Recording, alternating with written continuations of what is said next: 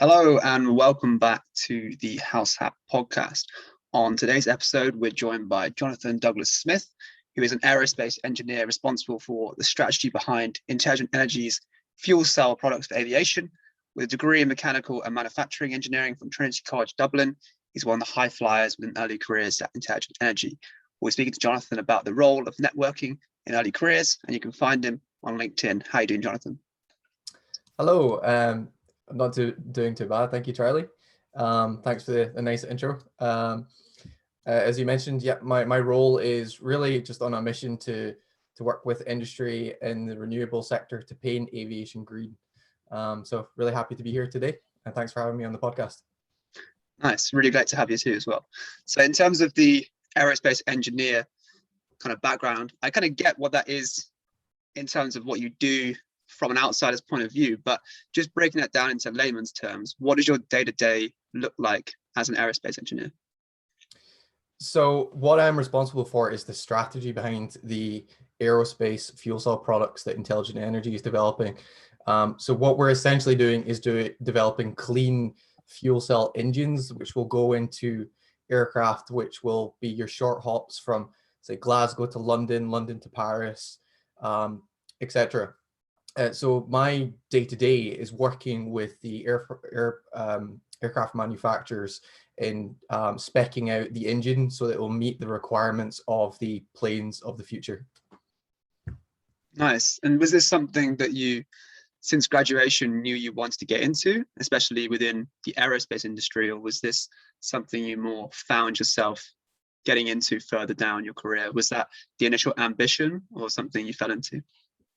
It was a little bit of both, actually. I find it actually really difficult to, when you're sitting in school and going through your physics lessons, etc. You get very limited experience about aerospace engineering. You just study physics, and even at university, most people go through mechanical engineering, which again, there's limited experience.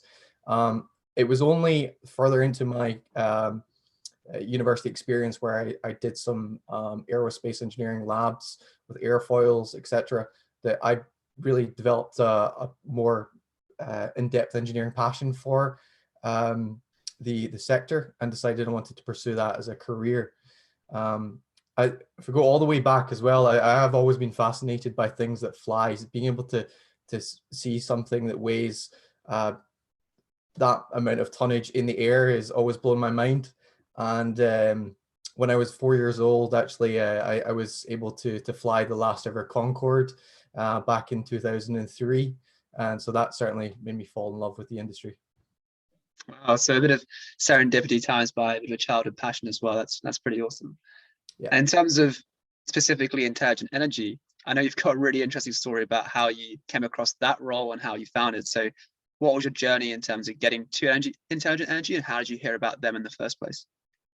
Yeah, so it's actually quite an interesting story. So I decided to give finance a shot.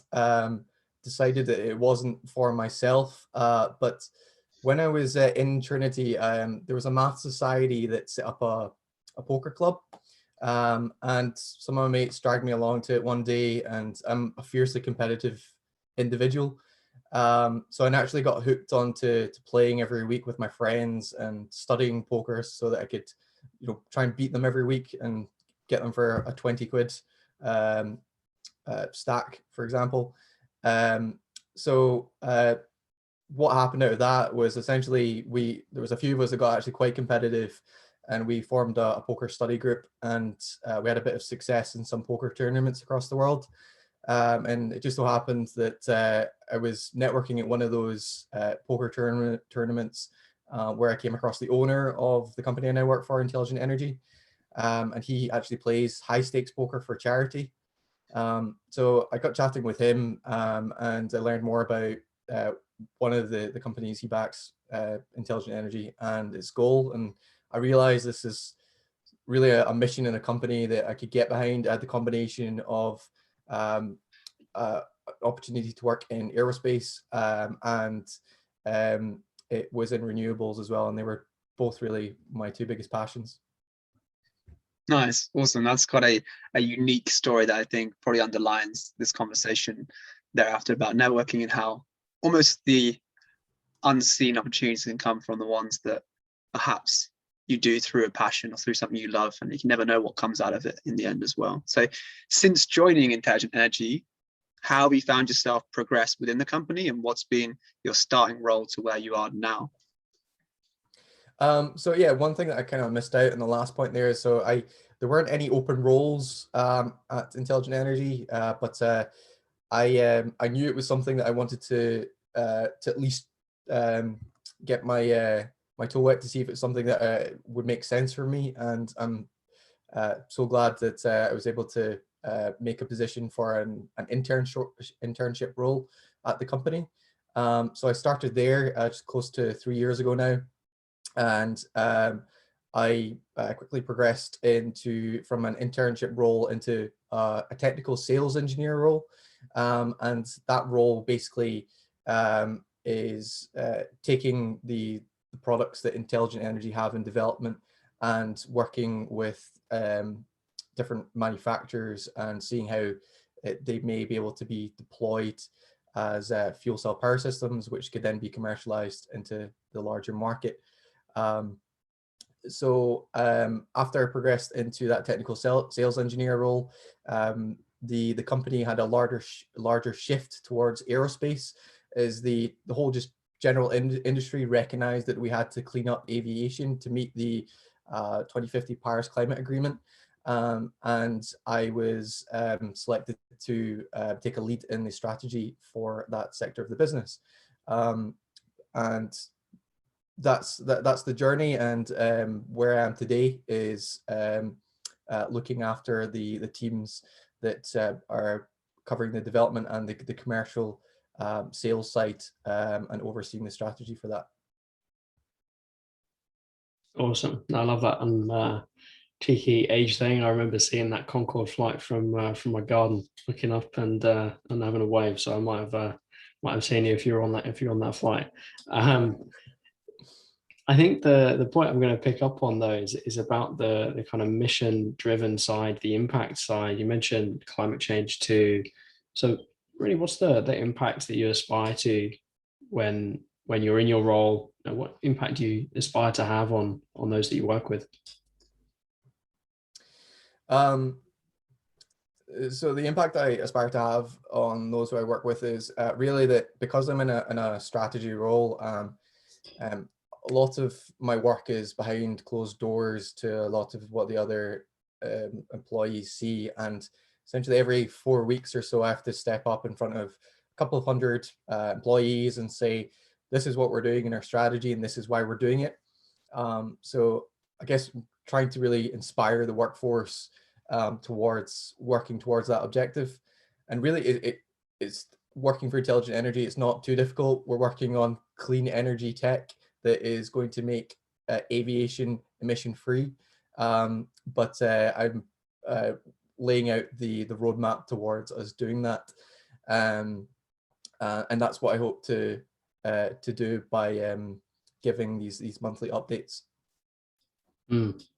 And what's that like on the ground? Is that the kind of attitude that everyone at IE has, that kind of collective drive towards a brighter future, or actually is it more of the kind of, actually we don't know how we're going to get there, and that's the kind of startup figure it out kind of mindset that I sense you guys have as well? Kind of how do you balance the two of kind of knowing where you're going but also knowing that you're part of the people paving the way as well? It's a good question. So I would say it's a collective mindset, and I think I would say it's just unique to Intelligent Energy at all. I would say it's a company that is at the right size where everybody is able to get an easy understanding of the direction that we're going towards. Where there's about 200 people within Intelligent Energy, and it's very different to a company that has 65,000 employees. Where if I present 1 month and somebody wants to find out more information about why we're going down this certain road, they can give me a ring and we can discuss it. I've been working in banking and company structures that are of the 65,000 employee magnitude, and you would get your P45 if you were to ring the CEO that was giving their quarterly update to the company. That just doesn't exist. So in a company structure of that size, you're very much on the you're exposed to a lot more if you want to be. Yeah, so like you've got the responsibility a bit more. You've got the probably level of visibility, I sense, as well, on a maybe hierarchical level of access as well. How does that overlap or overlay to your time in finance, and really how did you learn that working in finance wasn't for you? So I really learned that finance wasn't for me when, let's say, I've always had a passion for finance. I came from, in university, clearly I became really engaged with poker, and we formed a study group, and there's various other tangents to that. But I did want to explore professionally a route in finance. And I did that by joining a large UK bank. And it was the most painful 6 months of my life working there. And there was for a couple of reasons. One was the nature of the role that I went into was basically a mortgage analyst, which was I had to work on a strategy to calculate repayment plans that would effectively legally recover company debt as quickly as possible. And that was just something that I was just naturally uncomfortable with. But there were other areas of finance that I could have gone into, which I would have enjoyed a lot more. So it was a mistake that I made, that I wish I was more selective about which route that I went into, rather than being like, I want to try out finance, I'll take the first reasonably looking good finance job that's up for grabs. But secondly, and this is quite key for me personally, working, and I've touched on this just earlier, working as part of a company with 65,000 employees is not for me. I would be working on a project, and I would have to speak to a new person every single day about that project, and have to go over the same material. And it's just a lot less personally involved as an employee, and that wasn't for me. On top of clocking in at 9 a.m. and clocking out at 5 a.m. on the dot, that sort of mentality is not for me. Yeah, it sounds like you've really learnt what works and what doesn't work for you. Would you have wanted to know any of that advice that you're telling us now about what you like, your preferences are, earlier? Or do you think that was part of the journey, that learning by doing, that learning by experience, and having tried the opportunity in finance and knowing it's not right for you was in fact something that you would do again to have that same learning outcome? Or would you want to know that sooner and before you decided to do it? You know, it's funny, I think learning through experience is the best type of learning you can do. I had a conversation with my father before I took the job, and he told me that, you know, I can tell you finance is not for you. You won't like it. And I was, of course, stubborn Jonathan, went and took the job anyway and had to find it himself. So I do think that you do have to learn for your own experiences. And I think you don't want to be in a situation as well where you look back and be like, what if I did take that opportunity, and what could have been? I know the situation because I did take the job, and I took the leap of faith and decided and found out that it wasn't for me. Yeah, so it almost removes that regret from your head because you've decided to try it and you know then that it's not for you. In terms of your whole career journey to date, say beyond just finance and within it as well, do you have a standout lesson, something, a mistake you made that you learned from, or anything that you think could really help those that are recent graduates right now entering the job market to find out what they want to do and what they'd really enjoy in the future as well? Yeah. So I guess the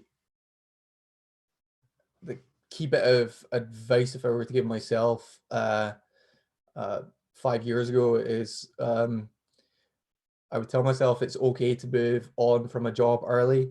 Don't sit at a job if it doesn't sit right with your gut. Now, granted, not everyone has this luxury where they can do that. Some people have to work out; they need a paycheck at the end of the month. But don't stick at a job you aren't enjoying for the sake of hoping on career progression.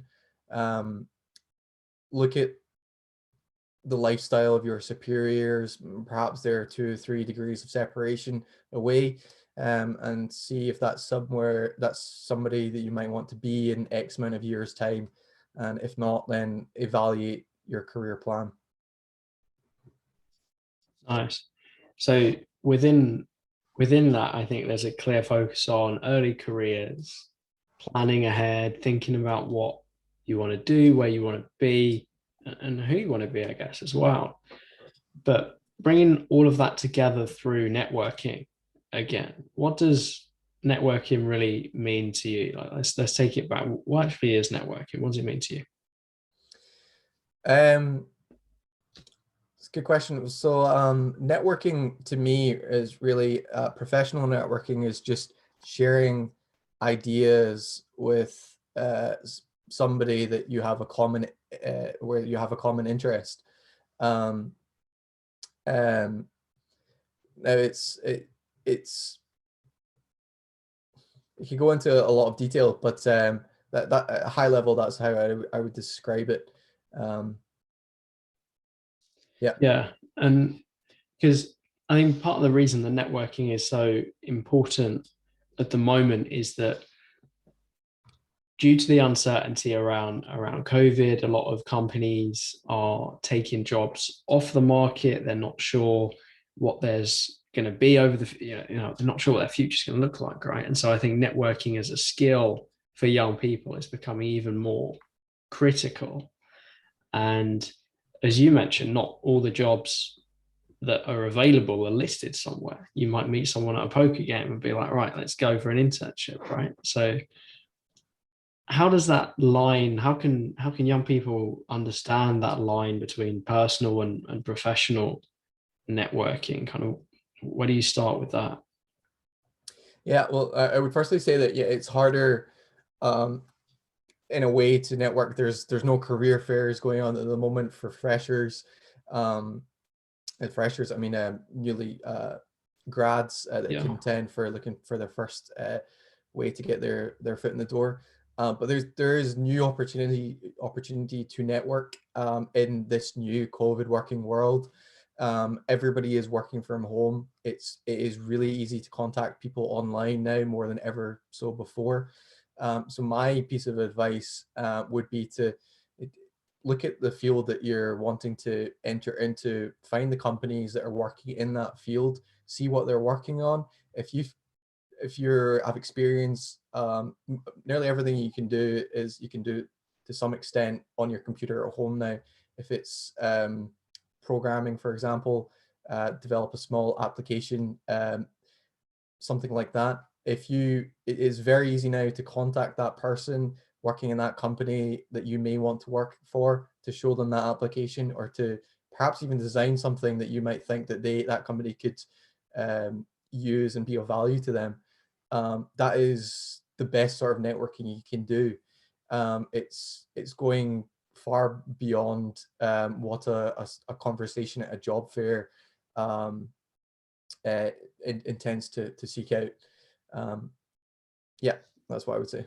Yeah, it's fascinating to me because it's so much deeper, yet at the same time you're more isolated because you're not actually meeting the person in person. You can have virtual coffees. Even now we're on a Zoom call recording the podcast, but it doesn't necessarily feel the same as that in-person interaction. So it is a funny one that you can have that value add, that impact, that kind of different conversation. In your experience of networking, do you think that's just because everything's been disrupted by COVID, and so people can be a bit cheekier and asking for people's time, maybe finding out people's mobile numbers where normally you'd be stopping by an office because and you never get past the gatekeepers at the front desk kind of thing. Do you think that will go backwards once we get back to a kind of different world, or actually is it that people are more open to just chatting with strangers more regularly now? I do think that people have developed working habits throughout COVID, and those working habits will stick. There will be things that do revert back to an extent, but I think just across the board, how we live our lives, a lot of those changes will stick going forward, and towards the working world and environment is the same. Now, in terms of a networking basis, I think it will be more difficult and once we first go back, and that transition is the most difficult. And that's where I think that especially those in the early careers will have to try to be extra proactive. But once things resume to nearly to the extent of its old ways, then there'll be a hybrid between the two ways of networking. Yeah, I can definitely see that as we adapt back and almost try to make the most of it where we can, of trying to use what's been good from the COVID world, but also what worked beforehand as well. I think what's really interesting about sort of your background, your story of having met someone through a poker game, and almost drawing the parallel in my mind to sometimes even sports that are seen as networking opportunities, like golf, which is obviously people play golf because they enjoy it, but it's also seen as a great way to network with other people.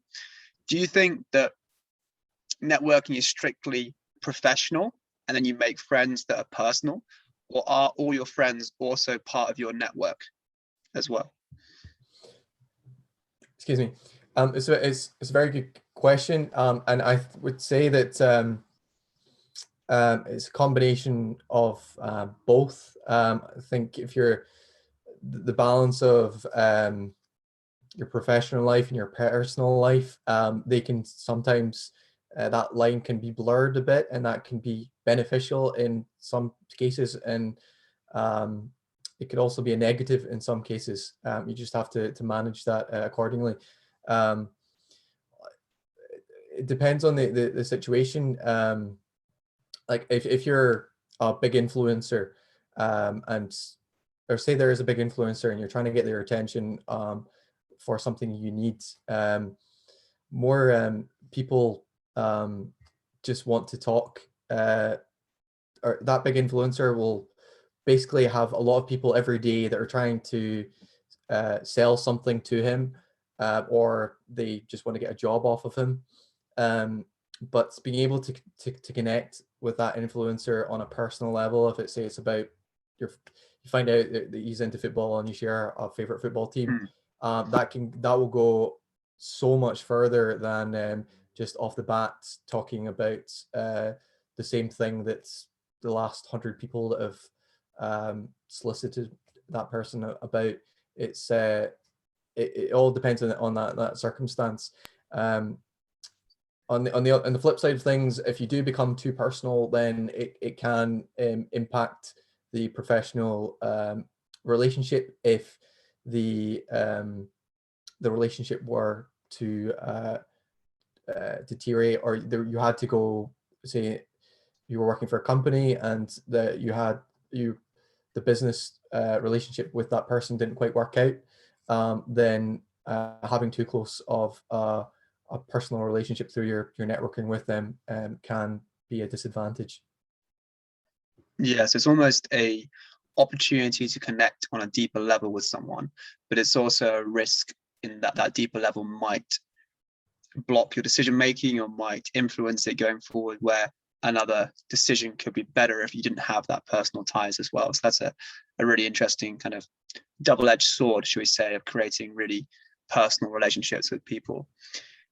When, or if you're a young person looking to do exactly that, not necessarily personal, but professional as well, and you're looking to grow your network, and say you've just joined a company, should you focus on building that network within the business, within the clients around it? Or should you look for third-party people who aren't even involved as stakeholders in the company you're working at, and getting their opinion, getting their thoughts, getting to know them, so you have that wider perspective, but you also have potential future opportunities as well? Like, how much balance should you have on internal company related networking versus external non-company related networking? Again, it's a good question, and I think that a straight answer is it depends on the. I think both is very important, but it does also depend on the size of the company to lean towards the extent that you should be arranging internal networking. There may be a circumstance, like for the company I work for, I network every day with all the different departments within the company. If you're looking at working at a company that has a few thousand plus employees, then I would suggest more actively trying to network with different internal departments, especially at a company at that 5,000 plus employee mark.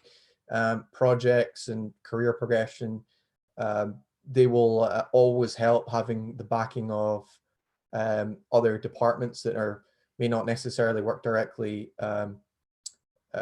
with you all the time, but they will support you at various parts of your journey, and having them on board is really, really important.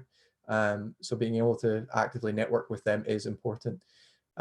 Externally, I think it's always important to network externally. I work in a role where I naturally have to network externally, but there are closed door positions that you may have that you don't have any requirement to speak to anyone externally, it's important to be aware of that and to actively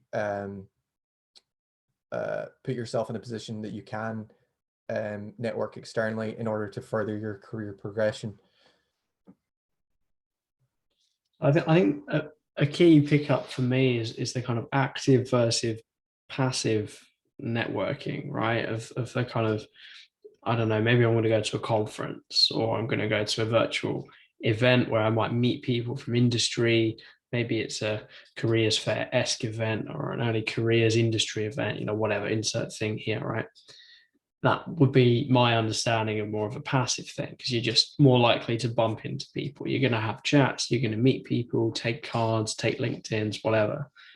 But then on the kind of active front, you have to be the proactive one. You have to be the one to instigate a meeting, instigate a coffee, ask a question, or whatever the thing is, whether that is within the company or not. And I think my interesting kind of thought is on the kind of purpose. Does there always have to be a purpose to that networking? Or actually, is it something that, as an early careers professional, as somebody trying to find their way through the first 5-10 years of their career, they're still at university, is it something that you just need to build as much network as possible and that's the outcome? Or actually, do you need to play it a bit more strategic, if you like? I think in terms of having a purpose, I think it is important to, it depends on what the goal of the networking is. But in general, any networking that I would do would be to have a purpose behind what I'm trying to achieve. If that's to further relationships, to potentially enter into a partnership with another company, or look for new suppliers and supply chain. I think depending on what the actual goal is, then you have to tailor it and work out where you go from there.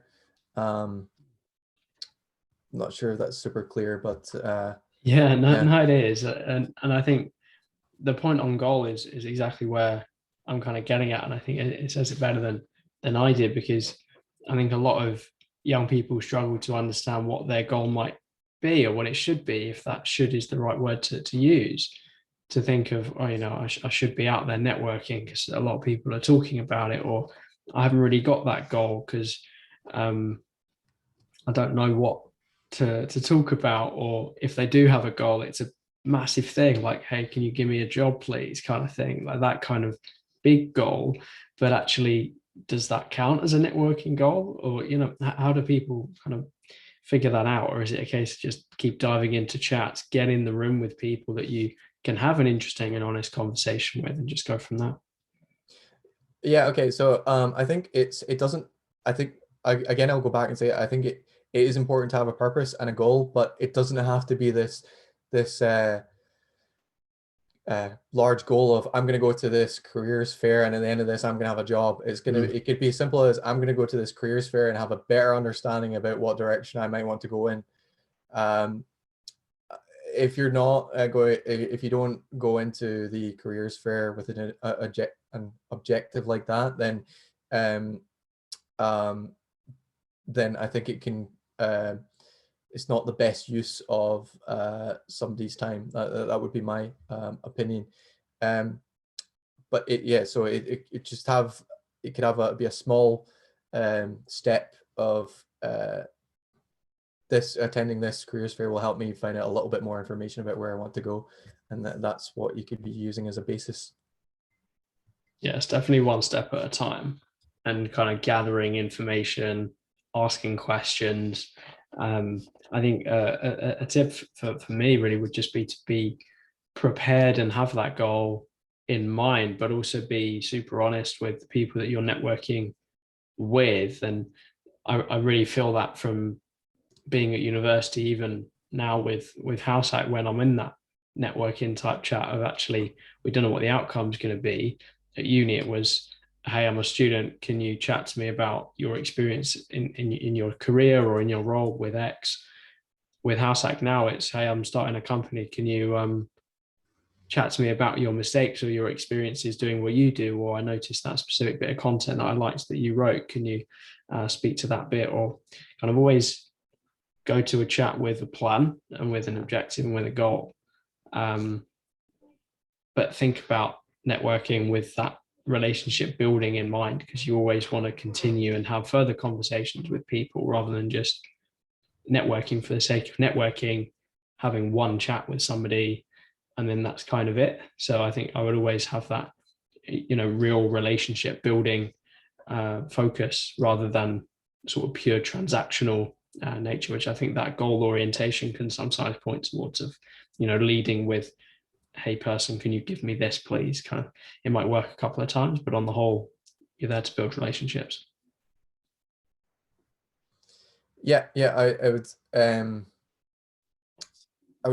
it's an interesting perspective. I would agree to that an extent, where I think, having a goal on your end doesn't have to be a big one, as I mentioned, and building relationships can be a good thing, and they can lead to, you never know where your next opportunity is going to come up from. Like, in I'm a case example of getting my first job that I fell in love with through networking at a poker tournament.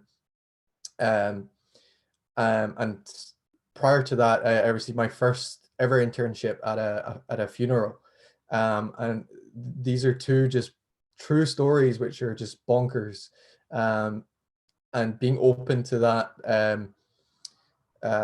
networking and relationship building with those people was really important in my case. What I was referring to before, in terms of, if you are attending a job fair, relationship, going into it with this sort of minor goal is what I would recommend. If you are going into build relationships with people that stand at the job fair, and you're building a relationship with somebody where you do know that that company is not a company that you want to work for, then I would say that you are wasting your time a bit. But it is also good to have that a network there. Yeah, I think it makes a really good point on, it depends on the person a little bit about whether they're willing to spend time creating non-transactional relationships with you, and if that is something people actually want on both parties. I think that's a really interesting broader point of, if you have the time for one, but also if you have the interest in doing so for two. So I think it depends on the person whether that personal relationship building would come first, or whether that would more be focused on the outcome, the small goal, working towards that bigger goal. But to kind of flip this whole perspective a little bit, with organizations of any size, or it's going to differ by sizes, of course, but how can they do more to facilitate this internal networking, to enable the discussions between teams, to enable the, especially the people who join first, who maybe might be newcomers, they might be joining even the senior team, but at a later time than everyone else. How can they be made to feel at home and get to know people across the organization of all sizes? Is it as simple as just booking calls to everyone and just speak to them, or should they be given more structure about how that call should go? So I do think this is absolutely something that there's a gap of the communication and networking between different internal departments, and the issue scales exponentially with the larger organization that you are working in. And my own opinion on improving that situation is to being able to organize group tasks between departments that do have relevance to each other, just to get them more engaged with each other. Intelligent Energy has gone through some workshops which have worked with finance, research and development, and engineering, and this is always improved relationships between the departments. It's been a fantastic an event. So that's something that I would say is something that organizations could do, and I think we'll do more now going forward with these events have really only popped up in the past 6 months with the ways to further progress inter-department communication under lockdown, because it's no longer of the other departments a 30-meter walk across the office. So that's what I think the organizations can do better at organizing those events, and as routinely as possible. Yeah, so definitely it's almost combining teams that will work together on projects and having them network across with one another if they're from different departments. So that's a really important point of, say, if someone's in finance, someone's in legal, they might not be in the same team, but they're going to have to work together on certain cases. So having them get to know one another, and especially be more intentional about it during remote working opportunities, especially in the hybrid environment going forward, that is definitely going to be important for organizations at every scale as well. In terms of, you said, and I think it's very true, the problem only scales when the organization gets bigger. Do you think then there's an organizational size where it's too large to actually have this networking between teams because there's too many people simply? Or do you think that there's always something that could be done at every organization of every size regardless? It just needs to be done on a smaller scale, so maybe combining like a few members of each team rather than being the whole team? Or do you think that it reaches a capacity point where it's just too many people to have to get to know, and so it shouldn't be done at all? Or is it something that has to be done somewhere in between? It's a tricky question, and wouldn't say I would have the most experience to be able to answer it. I could give my opinion, and that would be that I do think we are getting close to the capacity of, or sorry, you could get to an extent where you reach the point where it is too difficult to for the purpose of pure networking to be able to organize that. But I think there is definitely a way that larger organizations could restructure to promote better interdepartment communication. For example, there's X amount of finance and X amount of legal employees and engineering in different companies, and they're randomly allocated to different projects depending on the demand. And these could be very different engineering projects, for example, that they could be working on. But a subset of the finance team, the legal team, or the engineering team can work on a section of engineering projects, and those sub-teams could always be working on similar projects so that they can have the opportunity to grow and work together. That's something that I know my ex-colleague is working on, and that's something that I think will be fantastic for the workplace of tomorrow. Yeah, no, it definitely is a great point. I think it's a great outlook as well. So bringing that together a little bit and thinking about the opportunities networking gives you, it's similar, I think, to the personal branding we spoke about a few weeks ago, in terms of it tracks opportunities just by getting to know people, by having those conversations, things happen. So as an organization who, like what you're saying, facilitates and in fact encourages networking within and also exterior to them as an organization, do they run the risk of employees getting opportunities through networking that are better than what they currently have, and then moving on beyond the company? Like, by investing in people's networks, are they in fact increasing the strength of the employee to have opportunities that are better than their current one? So yeah, it's a good question. I think the internal networking that the company I work for does not present that issue where it would give them the opportunity for another job at a different company, and the business would suffer as a result. There are external networking external events where networking is clearly taking place, and it will always be a risk that you're going to an exhibition about the latest in battery tech, and you're going to find out who's doing what there, and what company is hiring a bunch of new engineers, etc. So that will always be a risk, but I think it's interesting because I think it is important as well for the employee to be up to speed about what is happening and latest in the industry, and an organization investing in the employee being able to go there and learn. I think would the employee would how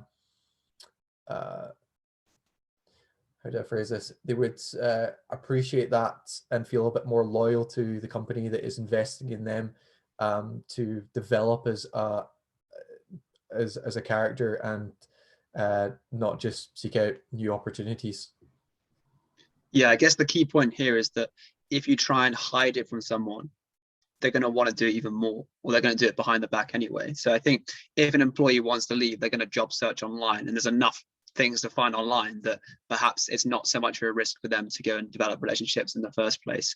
And in fact, if the opportunity they have with you is so good, then it should reflect in, if they're faced with another opportunity of, oh wow, like that's really, really cool, but what I do is even cooler. Like I really enjoy what I do even more than that. So I think it's probably a wider point of the attractiveness of the role over just the potential downside of speaking to new people and having those other opportunities around it as well. But kind of bringing that point back to the future, How do you think networking in early careers specifically is going to develop within the next 5-10 years?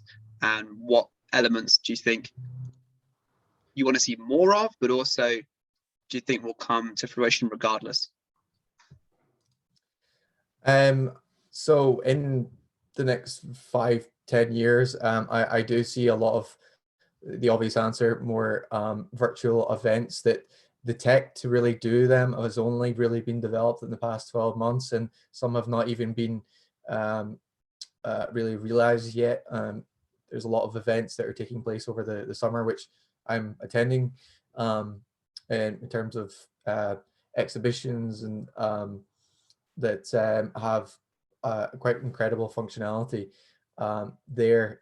That's something that will be trending going forward. I 100% confident about, and I think is as Ryan, you said, that it's a bit less personal, and completely agree with that. But I think we will see is a lot more. We'll see these a lot more frequently going forward, and on a lot more international basis. Before, it's very difficult for companies to attend different job fairs for all the different universities across the UK. Whereas it's really the goal of those job fairs is to have a chat, build a relationship with the people behind the stand at the job fair, and these virtual stands will now exist with companies 300 miles down the road, and that's a fantastic advancement in being able to have that. No longer does somebody have to fly 300 miles to go visit the company and see one of their tours for when they're hiring for entry positions and grads. That's a key development I see going forward. Yeah, I guess it's about cost on that point as well. Of actually, on the whole, everything has become a lot cheaper on that side of networking. But to follow that question through, thinking on the side of both employees and employers, both sides of that coin, as we move towards that workplace of tomorrow with more virtual events, more international cooperation, perhaps as well. How can we get that? What are the actions that employees and employers need to think about to move us in that direction? Sorry, Ryan, can you just repeat that? My internet dropped out for like 10 seconds. Yeah, no worries. So with that workplace of tomorrow in mind, we've got employees and employers, the kind of two sides to the same coin. What are the key actions really that both of those can do to move towards that workplace of tomorrow? Like more virtual working, we mentioned, more international cooperation perhaps as well. But what actually are the key actions on both sides that can move us in that direction? So I think there needs to be an instigator behind these virtual events, and that's currently unclear. Before in the universities organize the job fairs, and universities operate extremely slowly. I think it will be difficult in the first instance for them to stomach the change and move towards this and adopt the new technology, which industry needs to stay ahead of the curve. They need to, or otherwise their business goes under. They need to be able to exhibit their products at stands, and so these virtual events are taking place now, and the technology is just over the next few months is what's coming out is absolutely fantastic, and so I think universities will slowly adopt this, and they will be the instigators behind these virtual early career networking fairs, but it will take some time to get to that stage. I would like to see more pressure being put on different bodies that can push this forward even faster. But that's not sure how possible that might be at the moment until at least until we get back out of lockdown.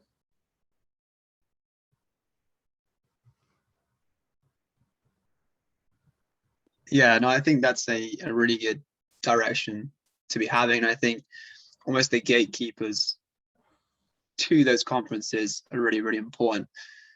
I think what I've almost been missing from online networking is the fact that it's really intentional, that everything has to happen by you reaching out and by you having action towards it. And there's no chance for serendipity in just going along to a meeting and then coming across someone. Obviously, you are going along to a meeting, but like I feel there's more that you have to do it and you have to be active with the networking. So I think something that's a really big opportunity that I'm seeing with a platform called GatherTown is that they're almost bringing that chance, that serendipity to networking by having conversations more naturally, i.e. you can walk into conversations by having a 2D character on your screen that you move, and then as you move closer to people, the video camera comes up and you can start speaking to them. So I think that more accurately reflects real life, where you can go and walk up to stands and speak to people, and where you can go and sit in a corner and have a chat with someone, and you can break out or have breakout rooms by almost quite naturally, rather than being forced into it and told, here's your 5 minutes, go and network with this person. It's okay, I'm in a group, I really like what that person's saying, like, let's go and have a conversation. And you can do it by yourself without having to be directed. I think that is a really big future of networking online. And I think, yeah, GatherTown is the place for it, or equivalent platforms, dare I say, that do a similar thing of allowing the person, the participant, to choose who they want to speak to, how and when, and for how long as well. Because when you're online, you have to be focused for the entire time. But with that, you can just go and sit in a corner by yourself for a little bit. And that's quite nice, just to have a little relax rather than having to be so focused. So I think bringing those elements of what makes in-person really good, and then attaching them to the benefits of accessibility and reduced costs of online, has got huge potential for the future. So I definitely agree with you that the future is virtual, but there needs to be a few more changes going forward to enable that flow of communication, that flow of ideas, that flow of speaking and movement that perhaps we haven't seen previously as well. That would be kind of my take on it. Obviously, we got Zoom, we got Hop-In as well as another one that's grown massively over the last couple of months. When you're thinking about those big industry exhibitions, Jonathan, is there any other platforms that are hopping on, like coming out that are going to be facilitating these events? Because I guess that's it, isn't it? It's the tech and the infrastructure that isn't quite there yet and is growing apace. And really, is it then just a land grab of who can do these massive events the best?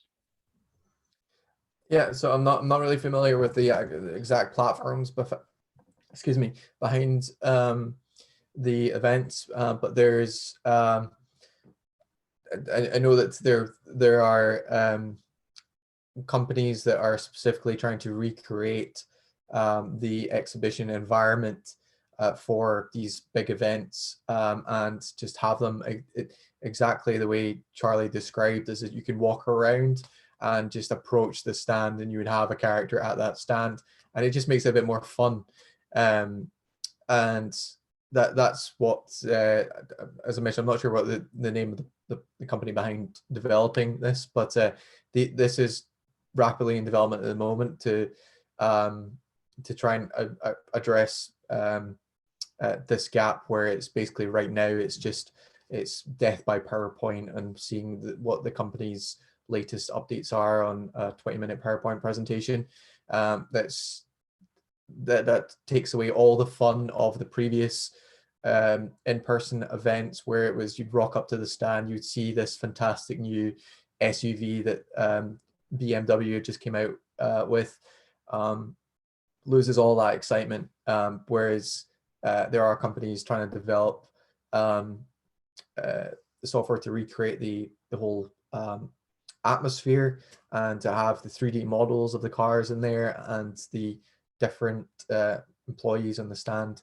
So I think it's almost like it feels like an episode out of Black Mirror, to be honest. But it's at the same time it's very exciting. And yeah, I look forward to seeing the outcome of it. Yeah, no, definitely is, and we do too. Definitely something to keep an eye on. So the kind of closing thought then, Jonathan, what are your kind of condensed tips or thoughts around networking in early careers? What can people do? What can businesses do? Like, what's the key takeaway, the one thing that you want everyone to pay attention to? Um, so I would say that right now it is harder than ever to passively network. So you need to be proactively networking, and proactively networking is the best way to succeed in getting perhaps a job, or finding out if this a line of work is something you want to do or not. Somebody's working on a project, reach out to them. They'll happily talk to you about the project, and you can just find out if you're interested or not. And that just again helps you tick off that goal of being able to work out if you wanted to do that or not. Um, so I would highly recommend, especially the early stages, network proactively right now as much as possible, in order to, as quickly as you can, try and find out different routes that you might want to go down. Um, I went down that route, and I certainly could have reduced a couple of years off of my searching, if I were more proactive with how I actually engaged with my networking. The second point I wanted to mention as well, that it is really important to be yourself while you're networking, but it's also really important the fact that impressions and judgments are made within the first 20 odd seconds of meeting this person you're speaking to. Make sure those first 20 seconds are presented in a way that you want, you have that picture set in their mind, and they can walk away with that picture, and that's what you want it to be. That's also really important for early stage networking.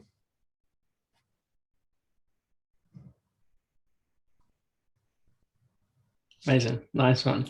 Yeah, no, really good thoughts to close off, and I think that's super useful. I think we've covered a lot across the episode today, thinking about individuals, thinking about early careers, whether you're still at university, you've already graduated, or you are several years into your career journey. So all that remains really, Jonathan, is to say thanks so much for jumping on, share your thoughts on networking in early careers with us today. Hope you had a good time. I did. It was great. It was a really interesting conversation. Thank you so much, Ryan and Charlie. One last thing I would say, if there are specific to myself, obviously I'm in renewables, I'm in aviation. If are anyone that would like to find out more information, then feel free to send me a message on LinkedIn.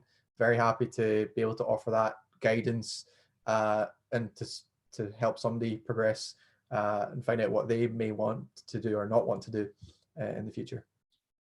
Love that. We'll pass that on, and we'll make sure your LinkedIn is in the description of the episode as well. So thanks so much. Great. Thank you both. Enjoy the rest of your evenings.